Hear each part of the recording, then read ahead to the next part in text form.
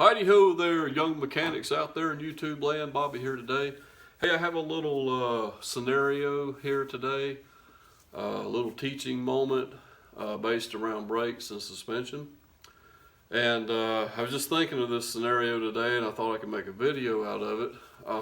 And my question to you is, can a ball joint make a car pull? Okay. Well, the answer to that is yes. Okay. I've had it happen only a few times in my career. And but it can happen, and I'm going to show you where you need to have that in your list of things to check when diagnosing, a brake pull. Okay, and then I'm going to explain to you the reason why it actually makes a car pull. Okay, so let's start with let's do a scenario where a customer brings a car in, and maybe it's a young person. They don't know a whole lot about cars. Not that young people don't know, but I'm just saying maybe it's a college kid or high school kid or something like that. And they brought the car in. They said, my dad told me to come down here. The car pulls to the left when I hit the brake, and he told me to come down here and get a brake job. Okay. Or they come in. They say, my car pulls to the left, and my dad told me to come down here and get an alignment. Okay, so whoever's greeting this customer, anytime there's if they drive in and ask for an alignment, because of the fact that they just got a set of tires mounted on it, that's fine. Go ahead and do their alignment.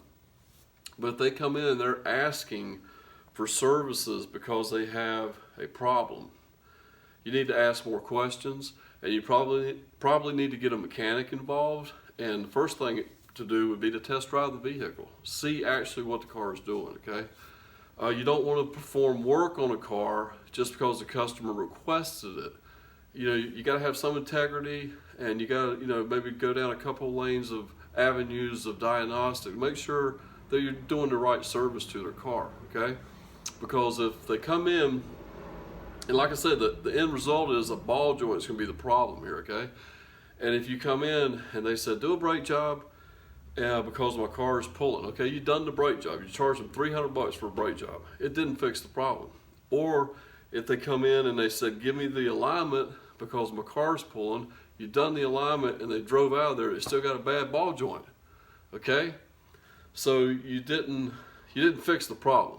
So spend a little time talking, asking questions, getting to the point to where you can get a mechanic to drive it so we get it diagnosed properly. Okay, so let me take you through a couple steps of diagnosing this problem. Okay guys, over here at our whiteboard we got our problem up here. Car pulls to the left during braking. We've taken it out, we've confirmed it, we're back in the shop. Let's go through our list of things that we're going to check looking for this problem. Okay, so we're already probably thinking this is brake related. Okay, so what's some of the things that we would check? We'd pull all four wheels off the car. We want to check for possibly stuck caliper.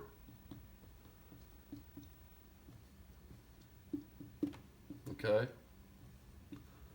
hopefully I spelled that right. I don't know if I did or not. Anyway, number two, maybe a crushed brake line. Okay, look along the frame rails real good. Crushed brake line. And first of all, you just want to observe the brakes. I mean, if you see one wheel, it might not look like the brakes have been working very much lately. Maybe there's rust on the rotor. That would be a clue, that it could be one of these two things right here. And also, you could have a proportioning problem. Okay, whether the car has a oh boy, I bet I will spell this wrong. Let's see. Proportional problem. Okay. All right, that could be if the car's an older car, it just has a proportioning valve. A lot of times it's built into the master cylinder itself. Some of these cars with ABS, the proportioning's all within the ABS system. That can get into some real time-consuming diagnosis to kind of figure that problem out. But one thing on the list here, let's see, maybe improper tire size. Let's put that. improper tire size. Maybe you got a car has 225 70 16s on the car, and the one on the front, you got one on the front that's two sizes too small. That could possibly be the problem, although it'd probably make the car pull all the time, especially if it's front wheel drive. So anyway, on this list needs to be checking the front end. Should always check the front end anytime you got a car up in there anyway. If it's got some miles on it, go and check that front end out as well. And one thing, definitely looking for them ball joints, okay? Check ball joints. Let's see, check front end, especially ball joints, okay? I'm gonna show you why here in a minute. You may say, well, how can a ball joint wore out make a car pull? Okay, well, we're going to talk about that here in just a minute. But that's your list of things that you want to go down your diagnostic checklist here when trying to find a car that's pulling during braking. All right, if all that stuff checks out good, except for maybe the ball joint, we got a worn ball joint. We find that we got one on the left front that's wore out. I want to explain to you why that can make a car pull. Okay. Okay, let's draw the suspension on the one side of the car, okay?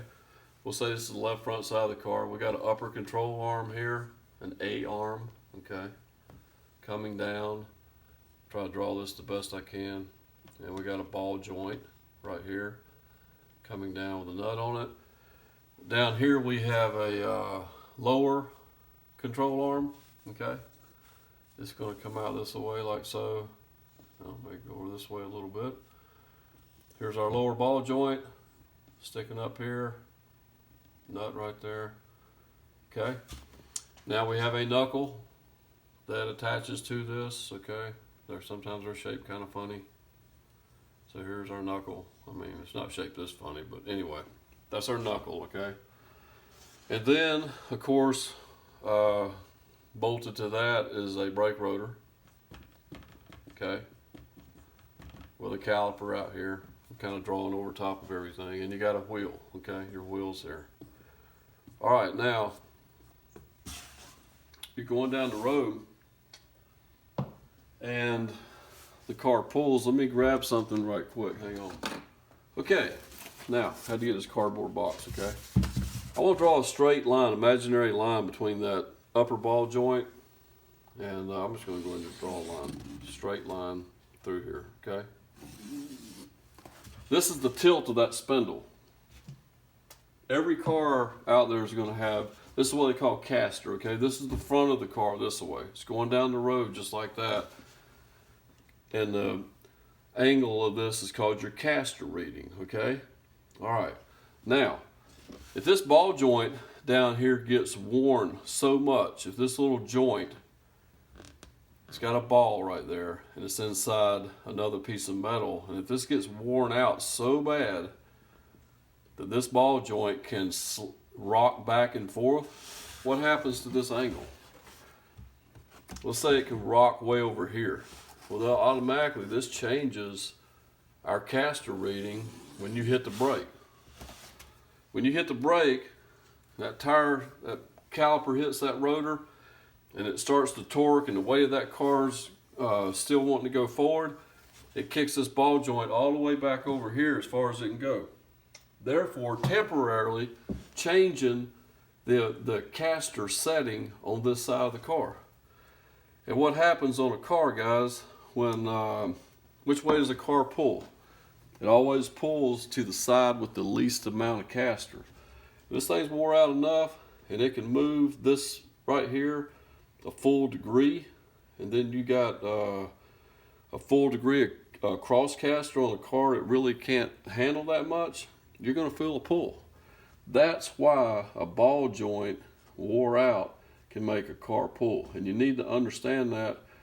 I mean, you may get lucky and you find during your checking out of the car that had a bad ball joint, and that's reason enough right there to sell it to the customer.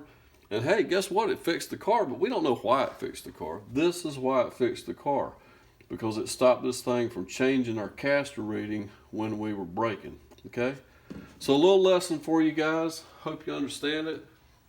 I might make a video based on some alignment principles, explaining what caster, camber, toe in is, and in the future. But I was thinking about this today. This has only happened to me a couple times in my career. And like I say, mainly they were on Fords. But it can happen, it will happen, and just something to keep in your toolbox